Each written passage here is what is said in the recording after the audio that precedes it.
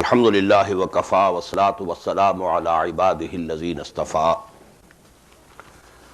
اما بعد فاعوذ باللہ من الشیطان الرجیم بسم اللہ الرحمن الرحیم رب اشرح لی صدری ویسر لی امری واحلل عقدۃ من لسانی یفقہوا قولی اللہم صل علی محمد وعلی آل محمد کما صلیت علی ابراہیم وعلی آل ابراہیم انک حمید مجید اللہم بارک علی محمد وعلی آل محمد کما بارکت علی ابراہیم وعلی آل ابراہیم انک حمید مجید وعن ابن عمر رضی اللہ تعالی عنہما قال اخذ رسول اللہ صلی اللہ علیہ وسلم بمنکبی فقال کن فی الدنیا کانک غریب عابر سبیل وكان ابن عمر رضی اللہ عنہما یقول اذا امسیت فلا تنتظر الصباح واذا اصبحت فلا تنتظر المساء وخذ من صحتك لمرضك ومن حیاتك لموتك رواہ الامام البخاری رحمہ اللہ. Dear brothers and sisters and sons and daughters in Islam, Assalamu alaikum wa rahmatullahi wa barakatuh. Although last morning at the end of the Dars-e-Hadees yesterday I announced that today I'll be taking some Ahdees out of this collection of 40 Ahdees compiled by Imam Nawawi regarding the structure of Islam, how to preserve it, how to strengthen it. But then I decided that today I am going to take, and I announced it in the evening session, as you must be remembering, I want to take certain Ahadith, 4 Ahadith out of this collection of 40 Ahadith, which discuss what is commonly known as tasawwuf. So to say, we shall be understanding today the tasawwuf Muhammad sallallahu alayhi wa sallam, suluk Muhammadi. As I told you, the two terms of tasawwuf, suluk and maqamat. Suluk is you are traveling, you are covering some distance, and stations come one after the other during this journeying. Now one thing I must say, and I said it before also, that is most unfortunate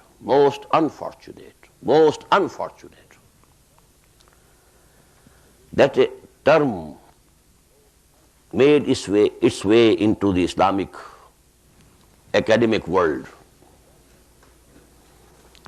which was absolutely alien, which has no root in the whole of Quran, no mention of it in the whole of Hadith. What was more unfortunate was that it displaced and replaced one of the most fundamental terms of Quran and Hadith. It became a barrier. This tasawwuf, which is so commonly used, not only by the common people, by the very learned people also.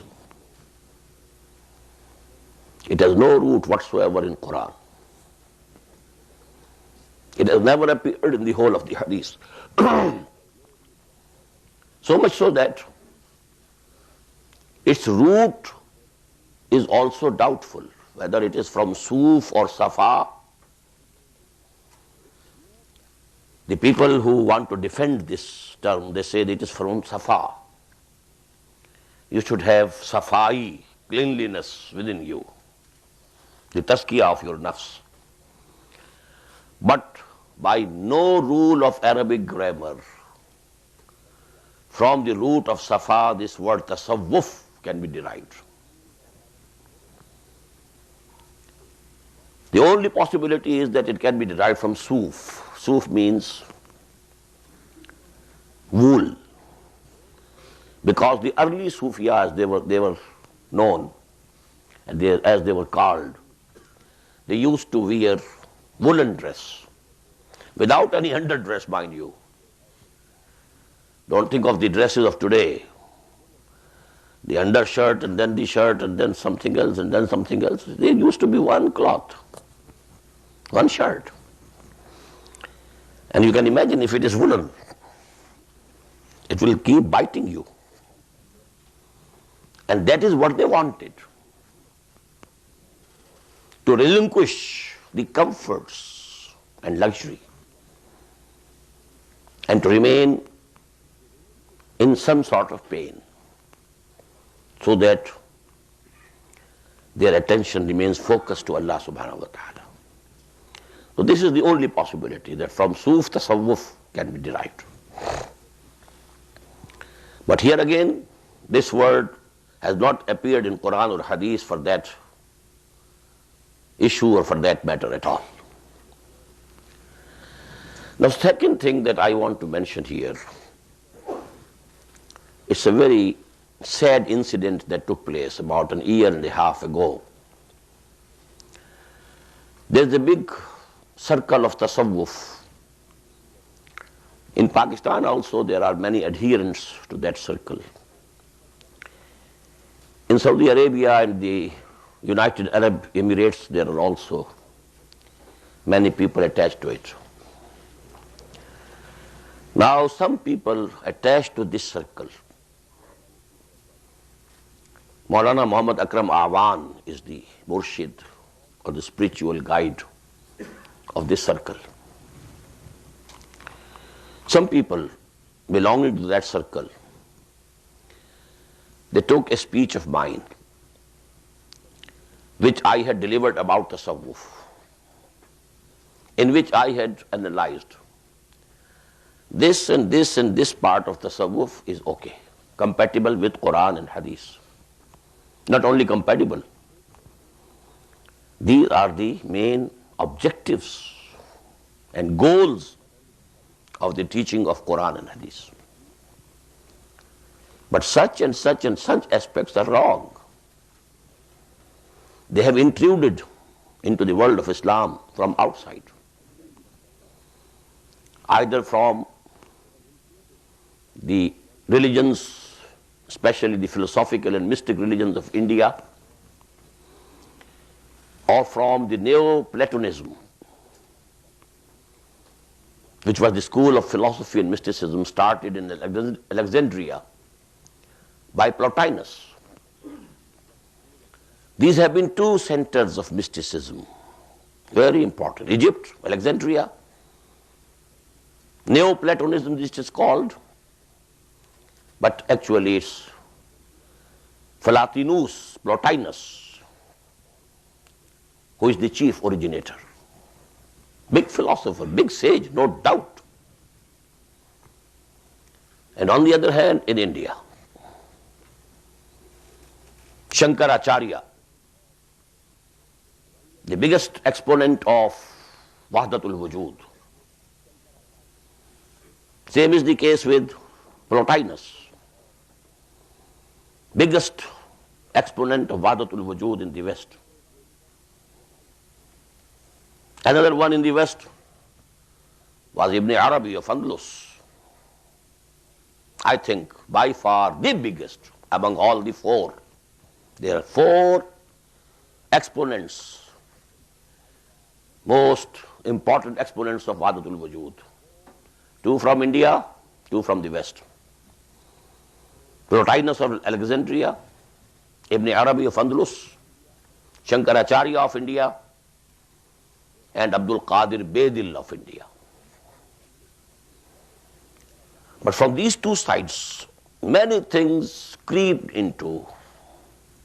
intruded into the Islamic mysticism, as you may call it. Now I, in my speech, analyzed this and this and this aspect of tasawwuf is okay, not only compatible with Quran and Sunnah, but also they are the main objectives. But this and this aspect, it is from some foreign origins, they are alien, they are wrong. Now what do? Some brothers of that circle living in Riyadh, they picked my cassette, deleted the portions which were criticizing the tasawwuf, and joined together all the portions which were supporting tasawwuf, and they marketed it. And they marketed it as a speech of mine. This is the biggest dishonesty. And coming from a circle belonging to and claiming to be a circle of tazkiyah nafs, جو کفر از کعبہ برخیزت کو جا امانت مسلمانی. And I recall here Professor Yusuf Salim Chishti, rahimahullah. Brother Imran knows him very well. He has been a student of his in Karachi. He used to teach at the Islamic Center of North Nazimabad, Karachi, the comparative religion. During the summer months which he used to pass in Karachi, he couldn't bear the scorching heat of Lahore. Rest of the year he used to stay in Lahore. He compiled a book on Islamic mysticism. And one section of that book was under the title Islami Tasawwuf mein Ghair Islami Nazriyat ki Amezish. How the non-Islamic concepts intruded and entered and crept into Islamic mysticism. Whole of the book was published by the Department of Awqaf, except this part. I took the courage of publishing that book, that part of the book. The rest of it was published by the Department of Awqaf of Punjab, but deleting this portion. I published that portion. And in that portion of the book, or the book now because we publish it as a separate book, he quoted incidents that it happened in the very life of certain people, certain authors. For example, an author is living in Damascus and he has become famous. Now one of such authors, he went to another city, say Kufa or Basra or Baghdad, went to the mosque, and there was a circle in which someone was delivering lecture on his book. Now the author is there in the audience, and his book is being taught here. And he sees that the ideas which never occurred to him, they were being attributed to him, written in the book. So I have experienced such a thing in my own life also. Still I am living. The whole cassette is there. But this is something very sad, very sad, very sad. For me, it was more important regarding one special aspect. I was shocked that is tasawwuf so weak that it needs such support? They need my support. It shows they don't have any self-confidence. This is another aspect. Anyhow, what is Islamic tasawwuf, if I can accept this term for the time being? I've already told you, it is nothing except ihsan. The real term of Quran and Sunnah is ihsan. This is the last and the highest position or station of spiritual elevation of a person. Islam, Iman, Ihsan. We have these three mentioned in the Hadith of Jibreel, and we have the same three in the ayah of Surah Ma'idah. لَيْسَ عَلَى الَّذِينَ آمَنُوا وَعَمِلُوا الصَّالِحَاتِ جُنَاحٌ فِي مَا طَعِمُوا إِذَا مَا اتَّقَوْا وَآمَنُوا وَعَمِلُوا الصَّالِحَاتِ ثُمَّ اتَّقَوْا وَآمَنُوا ثُمَّ اتَّقَوْا وَأَحْسَنُوا وَاللَّهُ يُحِبُّ الْمُحْسِنِينَ. And what is ihsan? That also we have understood. It's nothing except the intensity and depth of Iman. Nothing else. When this Iman bil ghaib reaches in its intensity and depth the level of Iman bil shahada, when you start believing in the unseen just as you believe in what you see, if that distinction disappears for you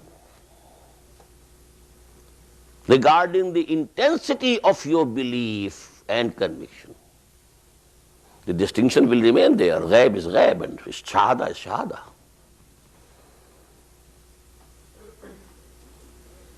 But your Iman bil ghaib reaches the intensity, the same intensity with which you believe in what you can see with your own eyes. This is ihsan. And let me quote here a saying of Confucius, the biggest sage China has produced. He says there's nothing more real than what cannot be seen, and nothing more certain than what cannot be heard.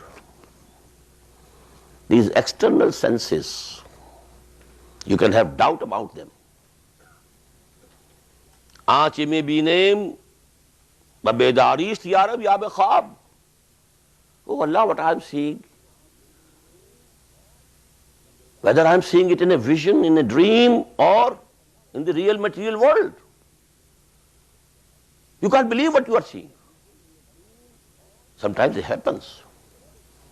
Sometimes you feel it is some hallucination. There's no voice. My ears are telling a lie. You can doubt your external senses and perceptions. But the inner perception that you get, there is a level when all doubts disappear, and that is the level discussed in ayah number 15 of Surah Al-Hujurat. إِنَّمَا الْمُؤْمِنُونَ الَّذِينَ آمَنُوا بِاللَّهِ وَرَسُولِهِ ثُمَّ لَمْ يَرْتَابُوا. No raib. Well, this is ihsan. Please note these things as formulas of algebra. There is no tasawwuf except ihsan,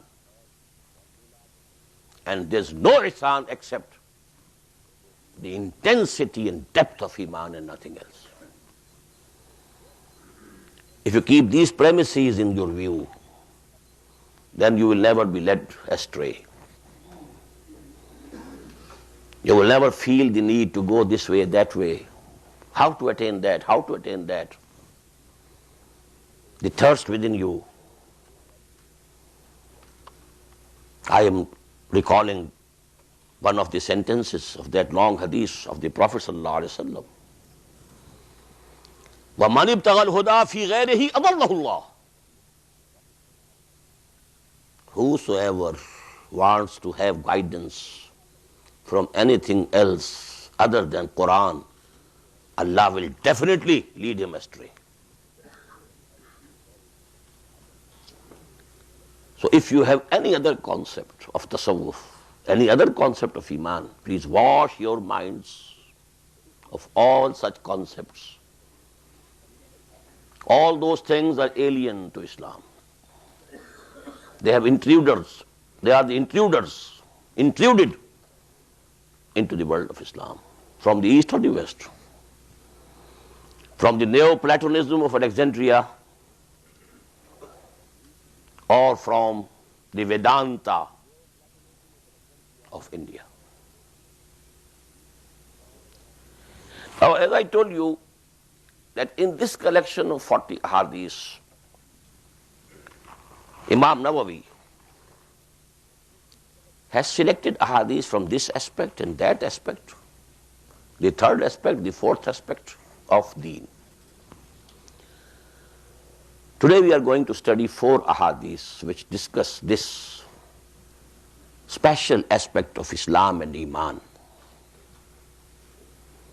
Now, let me mention one thing more before we start reading the text of the Hadith. And it's very important for a student of Quran to note it. Generally we think that the first thing to which the Prophet Muhammad ﷺ called was Tawheed. It's a mistake.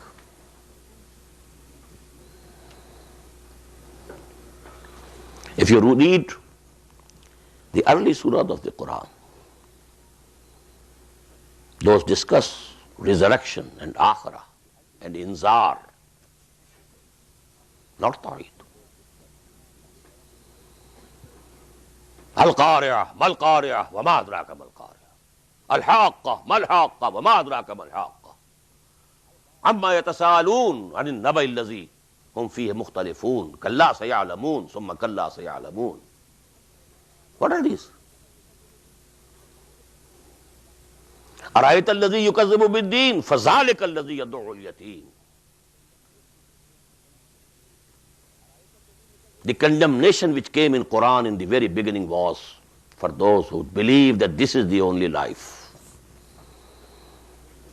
And because they believe it is the only life that we have, no resurrection, morally they are bound to go down. Babar Bahesh Kosh, ke alam dobara nahi. That is why they are characters. Look to them. Who are they? أرأيت الذي يكذب بالدين فذلك الذي يدعو اليتيم ولا يحض على طعام المسكين. This is their character.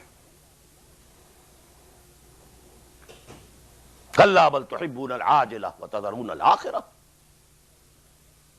بل تؤثرون الحياة الدنيا والآخرة خير وأبقى. The first subject, and I discussed this on that town hall meeting also, what was the starting point of the prophetic mission of Muhammad sallallahu alaihi wasallam? Ya ayyuhal muddassir qum fa'anzir. Warn them, don't be mistaken. Don't take to the attitude Babar Bahesh Kosh ke alam dobara nahi hai. زعم الذين كفروا أن لن يبعثوا قل بلى وربي لتبعثن ثم لتنبؤن بما عملتم وذلك على الله يسير. And I quoted one of the first sermons that the Prophet delivered. والله لتموتن كما تنامون ثم لتبعثن كما تستيقظون ثم لتحسبن بما تعملون ثم لتجزون بالإحسان إحسانا وبالسوء سوءا وَإِنَّهَا لَجَنَّةٌ أَبَدًا أَوْ لَنَارٌ أَبَدًا. Now, if somebody really believes in this, a verbal attestation is something else. Leave it aside, we are not discussing it. That is the basis of Islam. You will be accepted as a Muslim in this world. You will enjoy the rights of full citizenship in an Islamic state. You will be accepted as a member of Islamic society. That's all. We are discussing real Iman. But if that real Iman reaches the level of that conviction, what would be the result? Maybe we can imagine, but we will have to tax our capacity of imagination also, to imagine a person who really believes that the real life is the life of the hereafter. وَإِنَّ دَارَ الْآخِرَةَ لَهِيَ الْحَيَوَانُ لَوْ كَانُوا يَعْلَمُونَ. The real life is the life of the hereafter. Only if they had known it. To say you believe in it is easy, but to know it, not an easy thing. All the worldly attachments, all the worldly attractions distract you continuously, 24 hours a day, and 365 days of an year. Attractions and connections, relations. یہ مال و دولت دنیا، یہ رشتہ و پیوند، بتان وہم و خما، لا الہ الا اللہ.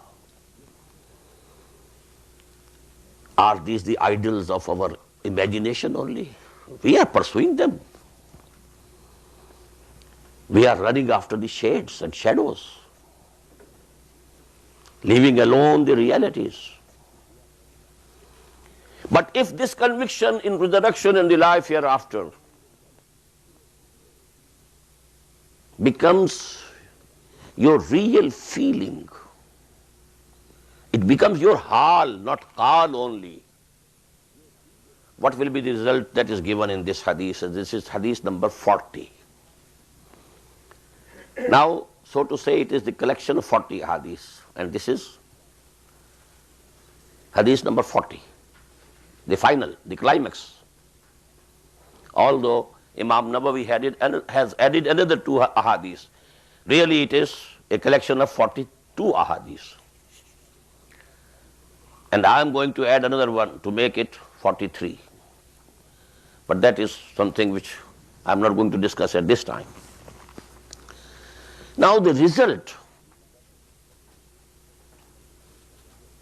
of real conviction in resurrection and the life of hereafter is given by this hadith.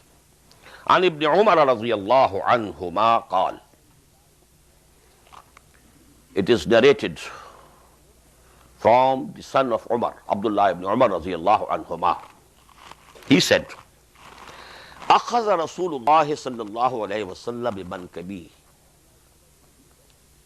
Now just imagine, Abdullah ibn Umar belongs to the second generation of Sahaba. I told you, 3 lines. First line, along with the Prophet sallallahu alaihi wasallam, Abu Bakr, Umar, Hamza, Abdurrahman ibn Auf, Talha, Zubair, and so on and so forth.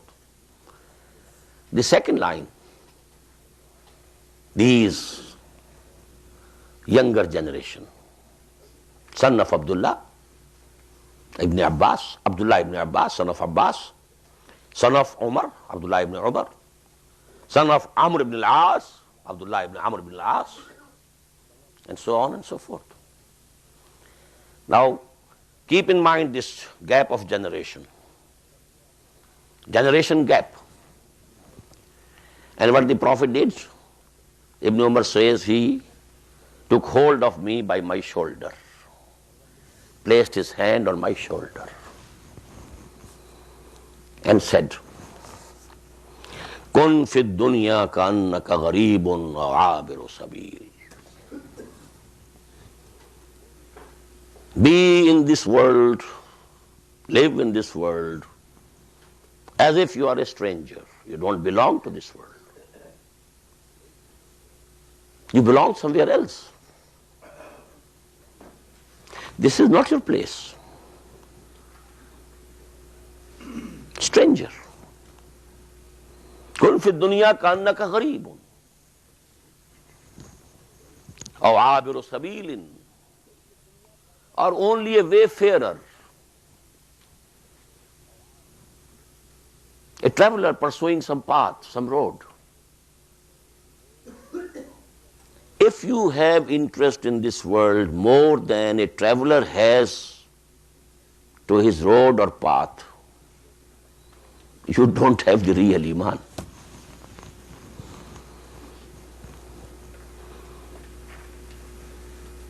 Live here as strangers. Kun fi dunya ka'annaka gharibun abiru sabil. There's another hadith, the Prophet said, Mali walid dunya innama masali ka raqibin istadalla tahta shajaratin summa raha fatarakaha. What do I have to do with this world of yours? Mali walid dunya. I'm like a traveler, a rider on a camel who stays for a while under the shade of a tree to take rest. And then he leaves it and takes to his path. Mali wali dunya innama masali karaqibin istadalla tahta shajaratin summa raha fatarakaha. It's not his house. It's not his home.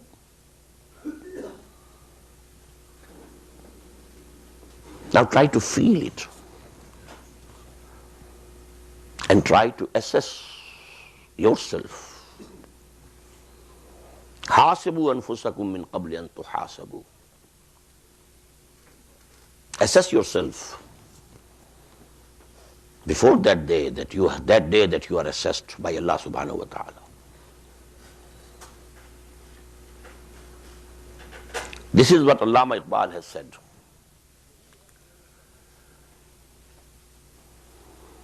वही है तेरे जमाने का इमाम बरहक जो तुझे हाजिर व मौजूद से बेजार करे. Not that you love it, not that you like to be here. الدنيا سجن المؤمن وجنة الكافر. Nobody likes to remain in prison. He has been sentenced to a term in prison. Our souls have been sentenced to a period of distance from Allah. It is from Allah. That is why the first couplet of the Masnavi of Imam Rum, what is it? Bishno az naye chu hikayat mi kunat, was judai ha shikayat mi kunat. The melodious voice that is coming out of that nay, what will you call it? Flute.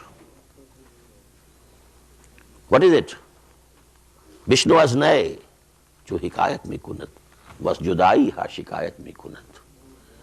It is complaining of separation. It was a part of a tree cut out from there. Now the voice that is coming out of it, which is thrilling your heart, is actually the complaint that it is making, because it has been separated from its root. And the same should be the condition of the soul and spirit of a person who has realized his soul, who has realized his spirit. And let me quote here another thing from Upanishad.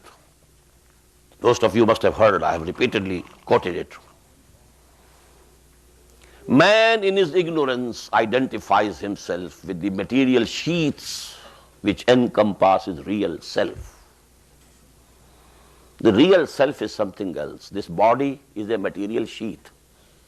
Then these clothings are another material sheath.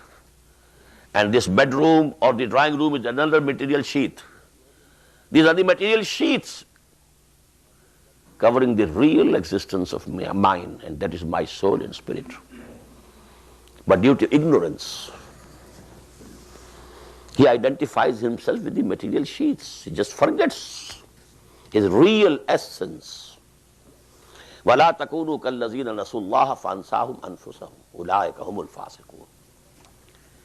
Now to complete this hadith, this was the saying of the Prophet sallallahu alaihi wasallam as a murshid. I am now using this word as a murshid. He said to Abdullah ibn Umar, holding him by his shoulder, kun fi dunya ka'annaka gharibun aw abiru sabil. Wa kana ibn Umar radiyallahu anhuma yaqul. Now this is the saying of Hazrat Abdullah ibn Umar himself. This we call, according to technical terminology of hadith, it is asar. Khabar and asar. Khabar is from Prophet, asar is from the companions. But that is included in hadith. This is also hadith. Iza amsayta fala tantadhir al-masa sabah. When you have the evening in this life, don't think that the morning will also come.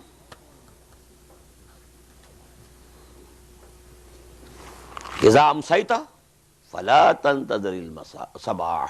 Don't wait for it. Don't think it will definitely come. I will rise again tomorrow from my sleep. Wa iza asbahta fala tantadhir al-masa. And if Allah subhanahu wa ta'ala has given you another morning, don't be sure. You'll see the sunset of this day also. وَخُذْ مِنْ صِحَّتِكَ لِمَرَضِكَ. Try to take out the maximum from your health for the period of your disease. Maybe you are diseased, maybe you fall sick, and then you will not be able to do anything. So beforehand, try to compensate for that period of inactivity while you are still active, while you are still healthy.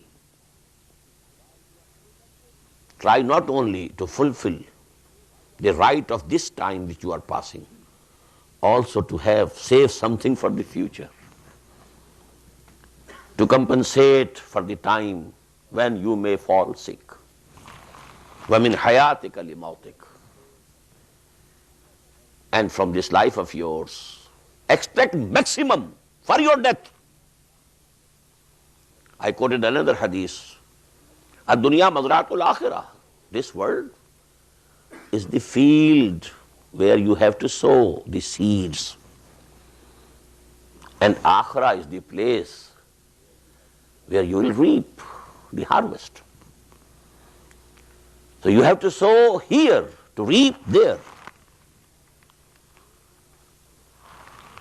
وَكَانَ ابْنُ عُمَرَ رَضِيَ اللَّهُ عَنْهُمَا يَقُولُ إِذَا أَمْسَيْتَ فَلَا تَنْتَظِرِ الصَّبَاحَ وَإِذَا أَصْبَحْتَ فَلَا تَنْتَظِرِ الْمَسَاءَ وَخُذْ مِنْ صِحَّتِكَ لِمَرَضِكَ وَمِنْ حَيَاتِكَ لِمَوْتِكَ. رواه الإمام البخاري رحمه الله. Now come to hadith number 31.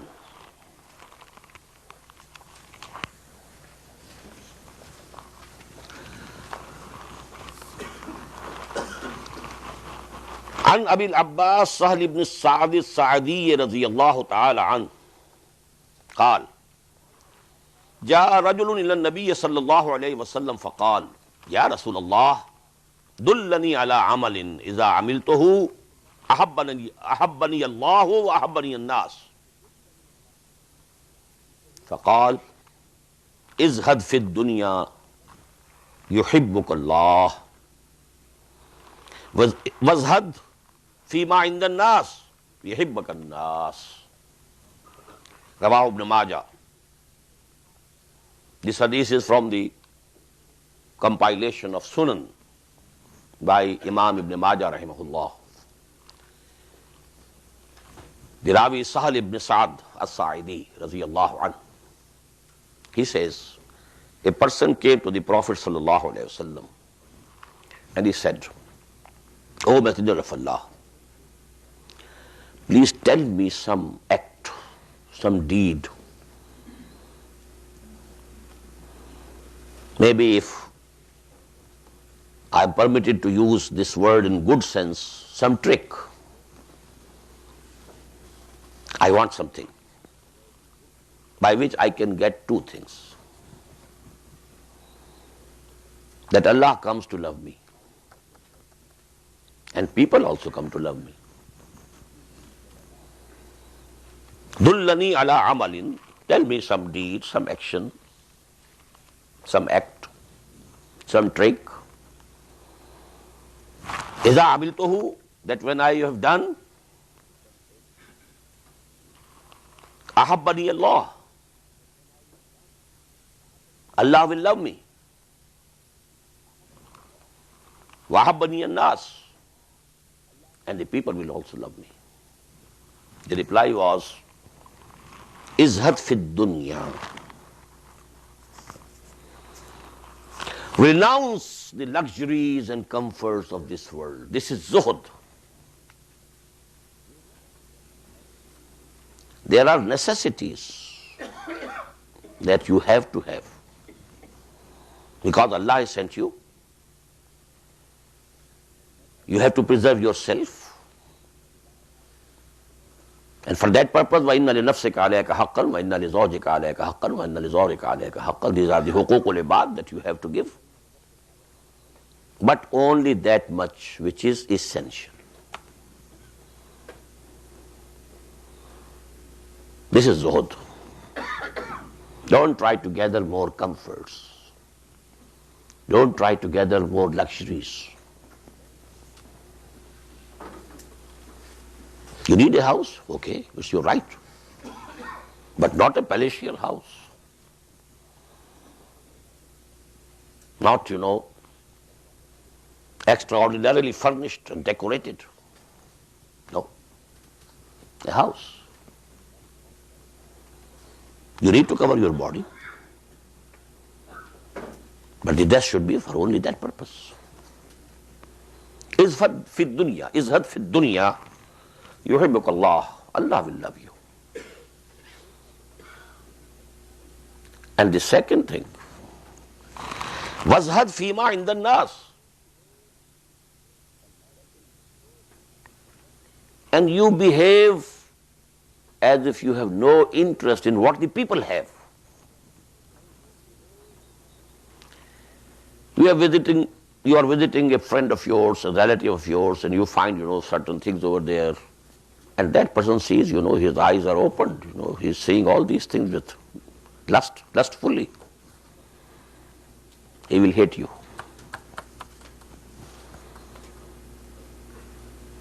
And if he feels he has no interest in these things, what to speak of asking for anything?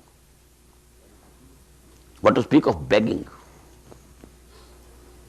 Izhad fima inda nas. Whatever is there with the people, their wealth, their belongings, their palatial houses, their furnished and decorated drawing rooms, you would just pass by them. Putting a glance as if you have no interest in these things.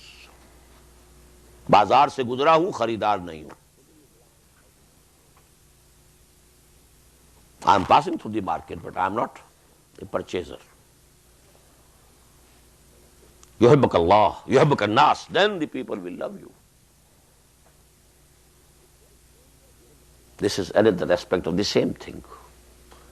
If you are a stranger in this world, if you feel it is not your real life, it's not your real home, وَإِنَّ دَارَ الْآخِرَةَ لَهِيَ الْحَيَوَانِ, this will be the result. This will be the attitude. Now we come to the third hadith, that is number 19.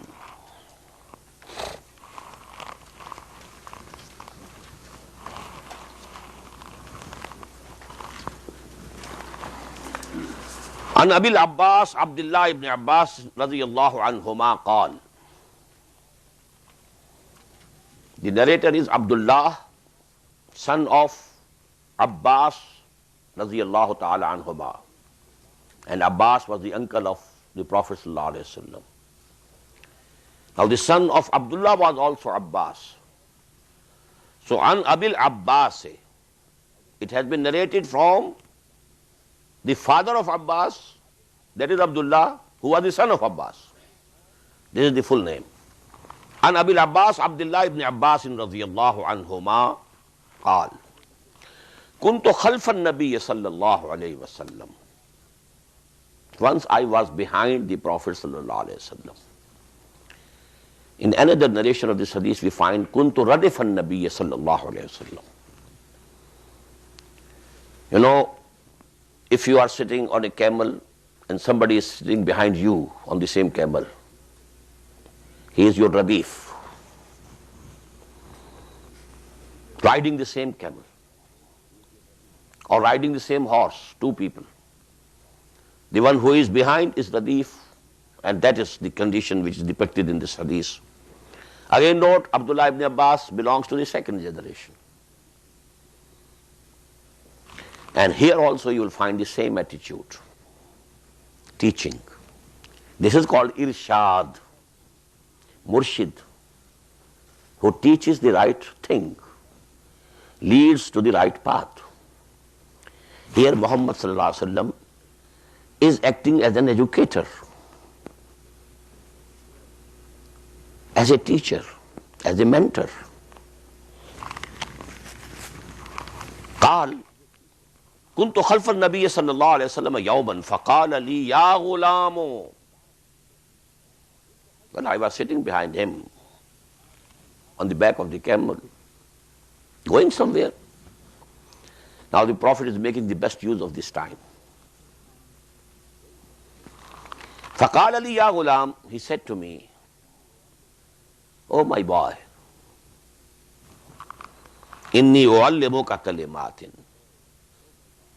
I am going to teach you certain words, certain things, certain teachings. Now this is the essence of Iman Billah. The essence and the results and fruit of Iman Billah, in our selected course of study, they are discussed in Surah At-Taghabun. The first section of Surah At-Taghabun narrates the three fundamental articles of faith: Iman Billah, Iman bil Risalat, and Iman bil Akhirah.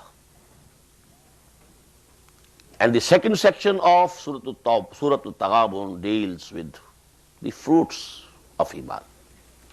If it is real Iman, if it has really entered your heart, if it has really penetrated your feelings and your thinking. Now what will be the fruits? If you can remember, first of all, Razi Baradai Rabb. You must think whatsoever is coming to me is coming from Allah. There are intermediary agencies, material or personal. Somebody has given you this thing, but it is not from him, it's from Allah. Somebody has thrown a stone on me, but if it has struck you, it's from Allah. He is only the medium. So whatever is coming from Allah, you should accept it gladly. Razi Baradai Rabb. This is the first fruit of Iman discussed in Surah At-Taghabun. The second, Wati'ullah Wati'ur Rasul. And I say in that Dars, there are certain fruits which we can call esoteric, which are invisible, can't be seen. These fruits, these flowers are flowering only within the realm of your inner personality. Razi Baradai Rabb. But the second is which is visible, which is outside, your outside behavior. Ati'ullah wa ati'ur Rasul, fa in tawallaytum fa innama ala rasulina al-balaghul mubin. And this will be visible, evident to the people. He is obeying Allah. He is obeying the commands of Allah and His Messenger. Then again turning to the esoteric part. Allahu la ilaha illahu wa ala Allahi falyatawakkalil mu'minun. Tawakkul should be only with Allah. وَلَا تَتَّخِذُوا مِن دُونِي وَكِيلًا. Sole confidence, total confidence on Allah, not on the material means, not on other people.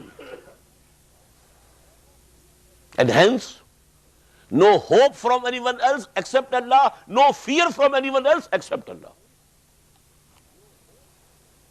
Ala inna awliya Allahi la khawfun alayhim wa la hum yahzanun. These are the corollaries of Iman. Allazina amanu wa kanu yattaqun. These awliya Allah are not a special species, a different kind of people. No. A mu'min, if he is a real mu'min, is a waliullah. Ala inna awliya Allahi la khawfun alayhim wa la hum yahzanun allazina amanu wa kanu yattaqun. This is the definition of awliya. They have come to believe, and just motivating force, taqwa, is pushing them forward and forward and forward and forward. This is wilayat.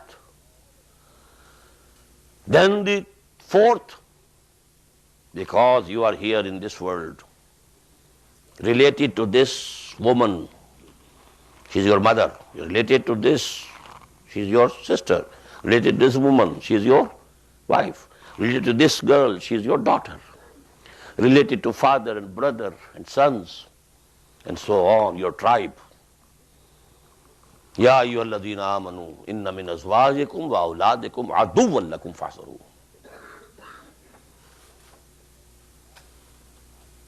The natural love that you have for these relations, it's a sign of potential danger. It's the red signal. Beware of them, lest they take you astray, pursuing their wishes, fulfilling their demands, trying to please them.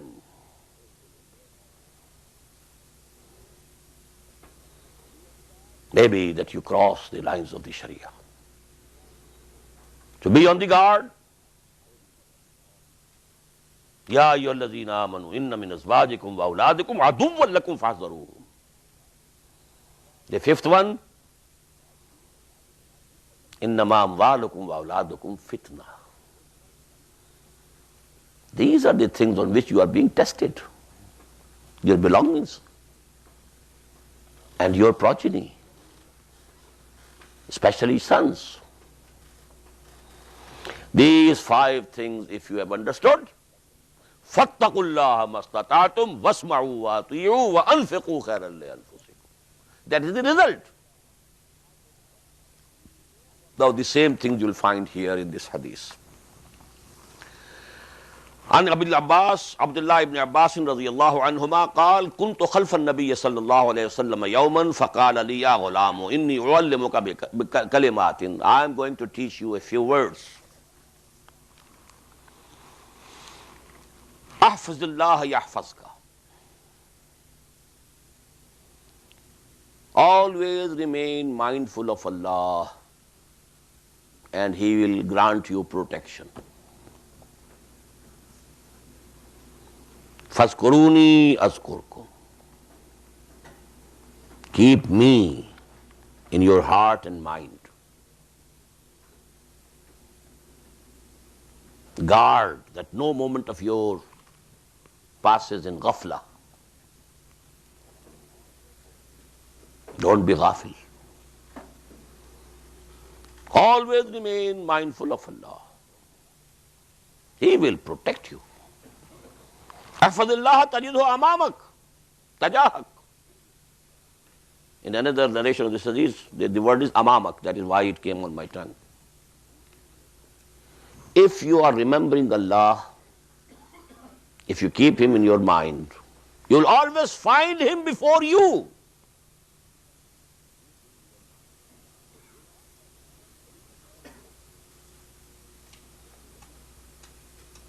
But if you have turned your faces against Him in another direction, you are ignoring Him. You believe more in material means. You have more faith in other people. He can do me a favor. Yes. He can solve my problem. Yes. This need of mine can be fulfilled by him. Forgetting Allah. So Allah also leads you to them.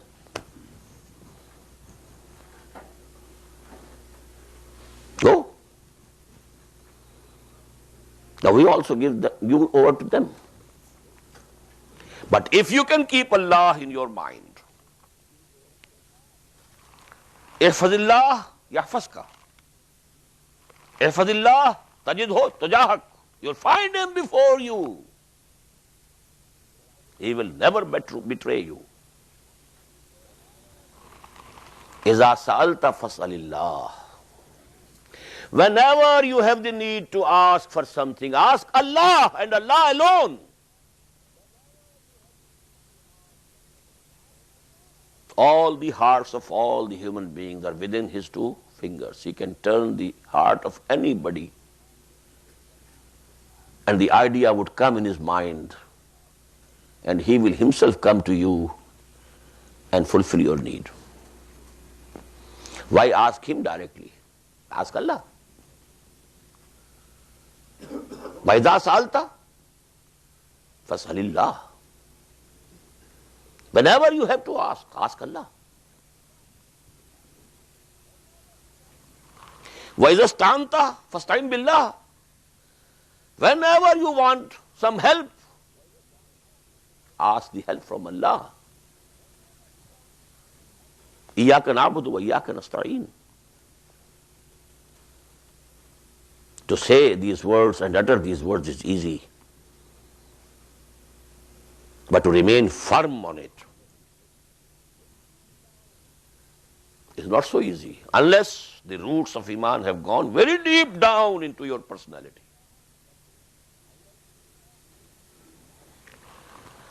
Ahfazillah yahfazka, ahfazillah tajidhu tajahak, iza sa'alta fas'alillah wa iza ista'anta fasta'in billah wa'lam.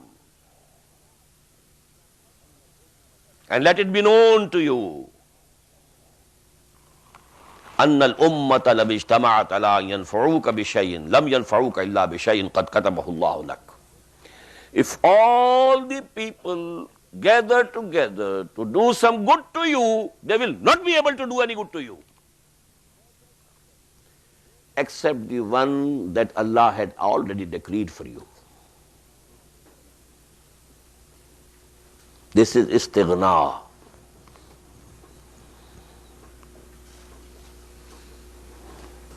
उनकी उम्मीदें कलील, उनके मकासिद जलील. Cut off all hopes from human beings. Focus all your hopes on Allah. उनकी उम्मीदें कलील, उनके मकासिद जलील. Have higher goals in life and accept the least. When your expectations are not very high, you will be glad with whatever Allah gives you.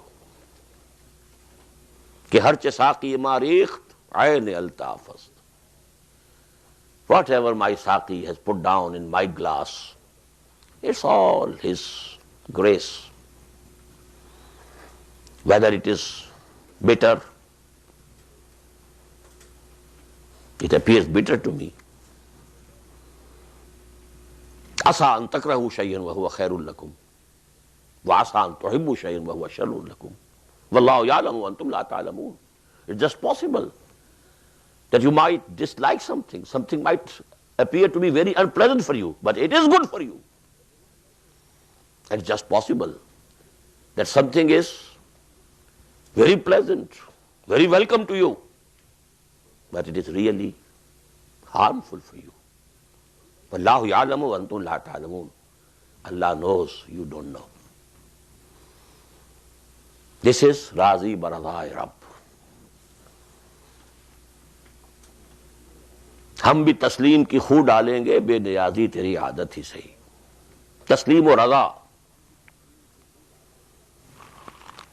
وَاعْلَمْ أَنَّ الْأُمَّةَ لَوِ اجْتَمَعَتْ عَلَىٰ أَن يَنفَعُوكَ بِشَيْءٍ لَمْ يَنفَعُوكَ إِلَّا بِشَيْءٍ قَدْ كَتَبَهُ اللَّهُ لَكَ وَإِنِ اجْتَمَعُوا عَلَىٰ أَن يَضُرُّوكَ بِشَيْءٍ لَمْ يَضُرُّوكَ إِلَّا بِشَيْءٍ قَدْ كَتَبَهُ اللَّهُ عَلَيْكَ.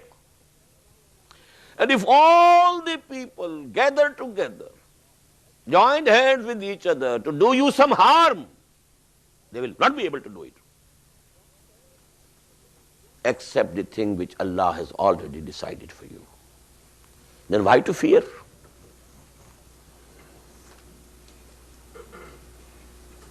Whatever has happened comes from Allah. Why huzn? He is my Lord. قُلْ لَن يُصِيبَنَا إِلَّا مَا كَتَبَ اللَّهُ لَنَا هُوَ مَوْلَانَا.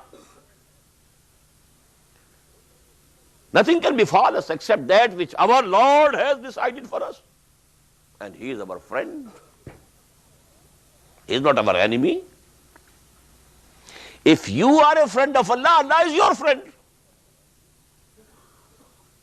Allahu waliyyul lazina amanu yukhrijuhum min az-zulumati ila an-nur. He is the wali of Ahle Iman. But provided you become a wali for Him, you are the supporters of people who are in revolt against Him. You are serving them for a handful of dollars. You are serving the system. You are like the horses drawing their chariots. And then you ask Allah. This is the incident that was narrated to me by the person, a very extraordinary person who came in my life. That was Haji Abdul Wahid. He did his MA in English literature in 1930. He participated in the Hijrah movement, the Hijrah towards Afghanistan, during the movement of caliphate, etc., etc. So there was in him enthusiasm for Islamic work. He remained together with Maulana Ali Mia for 1 year in Lucknow, teaching him English and learning from him Arabic. He was a personal friend of Maulana Muhammad Manzoor Nomani. He was very near to Maulana Maududi also. But he remained nearest to Maulana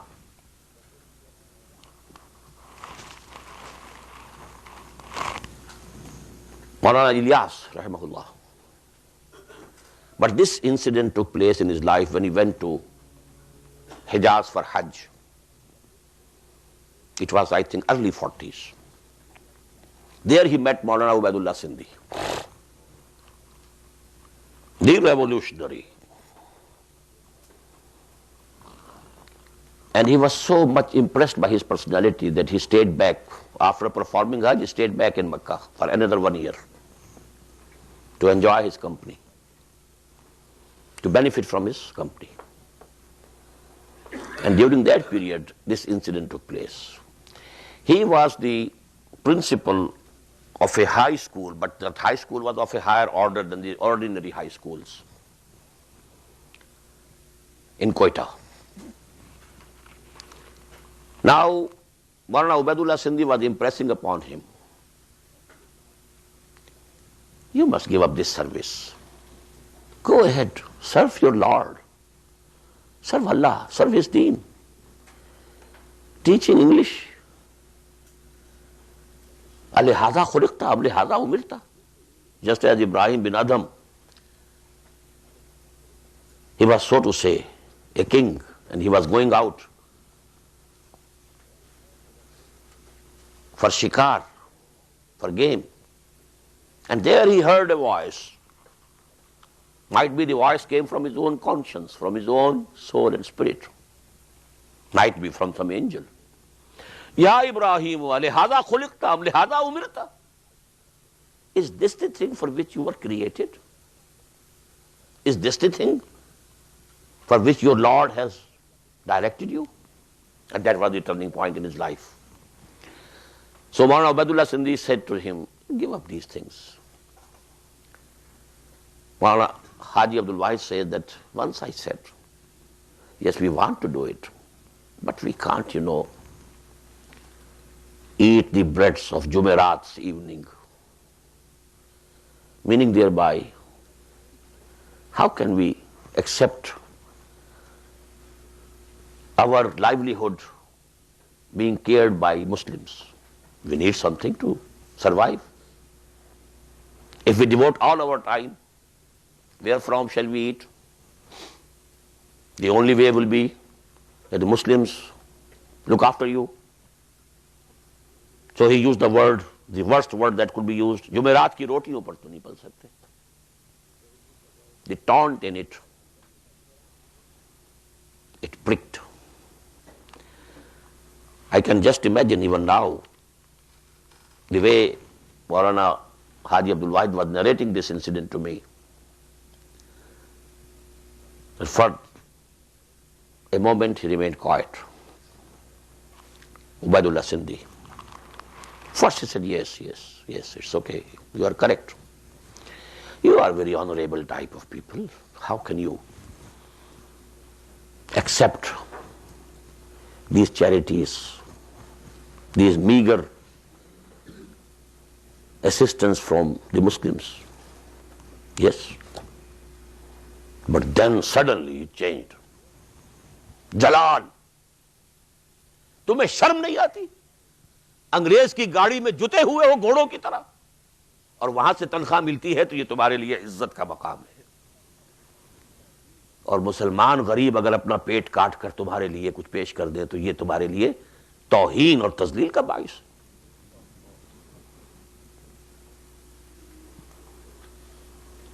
This we must remember. What we are doing.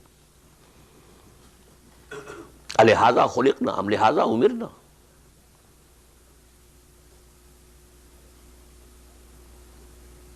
We belong to the Ummah of Muhammad sallallahu alaihi wasallam. What for was this Ummah raised?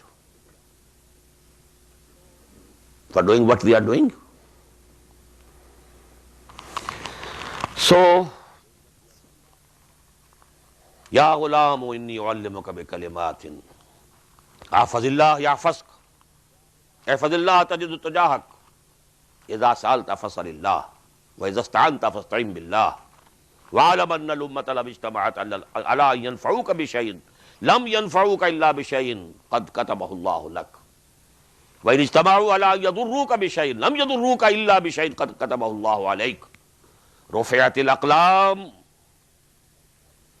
The pens have already been lifted.